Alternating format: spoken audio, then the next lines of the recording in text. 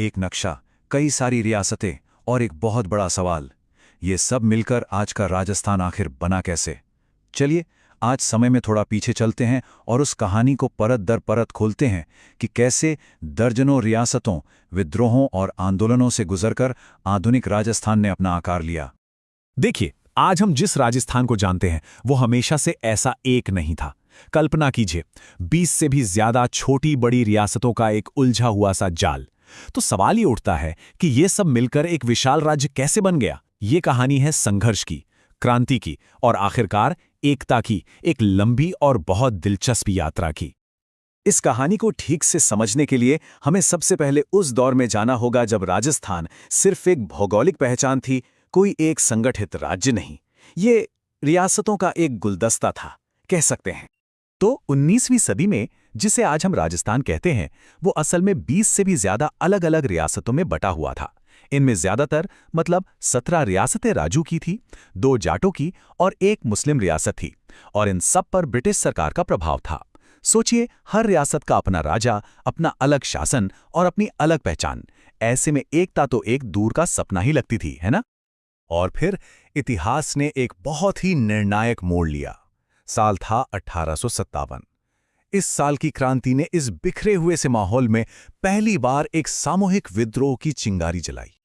जी हां, 1857 में क्रांति की जो आग पूरे देश में फैली थी, वो राजस्थान की इन रियासतों तक भी आ पहुंची।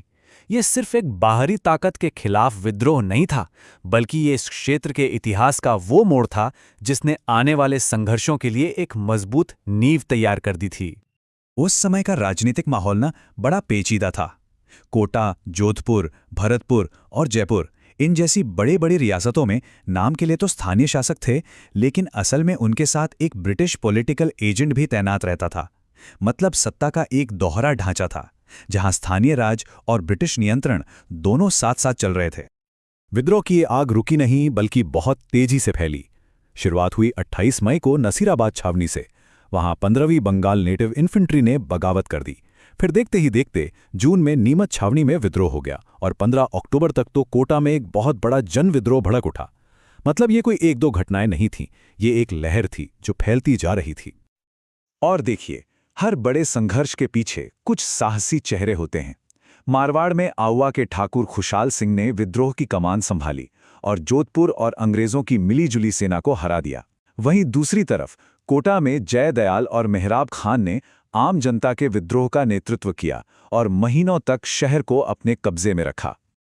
1857 की क्रांति के बाद संघर्ष का चेहरा बदलने लगा। अब लड़ाई सिर्फ बाहरी ताकतों से नहीं थी, बल्कि रियासतों के अंदर सामंती उत्पीड़न के खिलाफ भी थी। ये दौर था जनता के आंदोलनों का।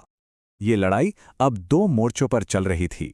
एक तरफ थे किसान, जो जागीरदारों के भारी भरकम टैक्स, जिसे लागबाग कहते थे, और बेगार यानी बिना पैसे के जबरन काम कराने की प्रथा के खिलाफ आवाज उठा रहे थे।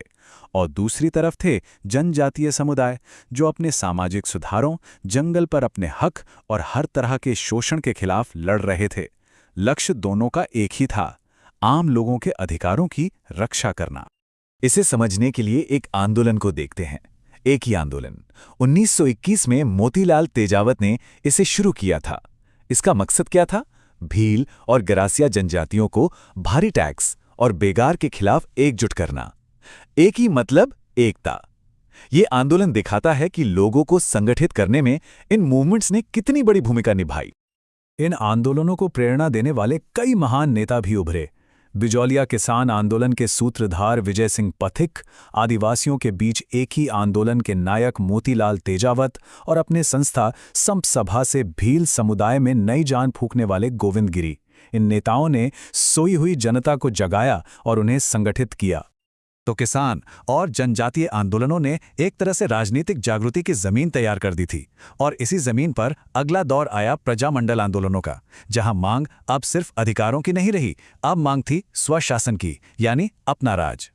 पूरे देश में जो स्वतंत्रता आंदोलन चल रहा था, उससे प्रेरणा लेकर रियासतों में प्रजामंडल नाम के नागरिक संगठन बने। इनका एक ही और सीधा मकसद था, रियासतों में एक जिम्मेदार सरकार की स्थापना करना और राजनीतिक अधिकार हासिल करना। और ये राजनीतिक जागृति की लहर पूरे क्षेत्र में फैल गई। 1931 में जयपुर में कपूरचंद पाटनी ने प्रजामंडल बनाया, फिर 1934 में मारवाड़ यानी जोधपुर में जयनारायण व्यास ने, और 1938 में मेवाड़ उदयपुर में माणिक्यलाल वर्मा ने।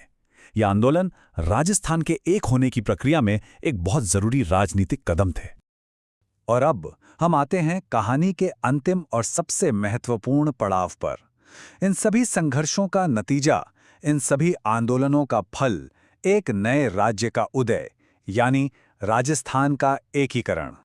ये एकीकरण कोई एक दिन का काम नहीं था। ये 7 चरणों में पूरी हुई एक बहुत सोची समझी प्रक्रिया थी।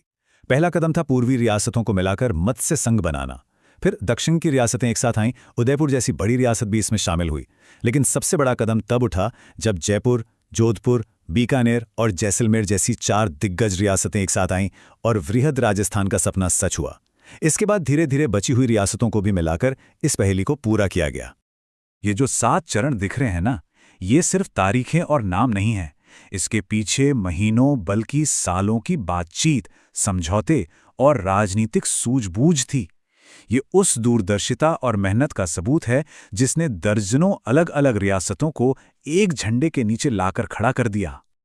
और आखिरकार वो ऐतिहासिक तारीख आई 1 नवंबर 1956। इसी दिन राजस्थान के एकीकरण की ये लंबी प्रक्रिया आधिकारिक तौर पर पूरी हुई और आधुनिक राजस्थान राज्य का जन्म हुआ, जिसे आज हम सब जानते हैं। 1857 की उस पहली चिंगारी से लेकर किसान आंदोलनों तक, प्रजामंडलों के संघर्ष से लेकर एकीकरण की जटिल प्रक्रिया तक, ये पूरी यात्रा दिखाती है कि कैसे बिखरी हुई पहचानें भी एक साझा मकसद के लिए एकजुट हो सकती हैं। तो ये हमें सोचने पर मजबूर करती है, संघर्षों की कोख से जन्मे इस राज्य की विरासत आज हमें क्या सिखाती है।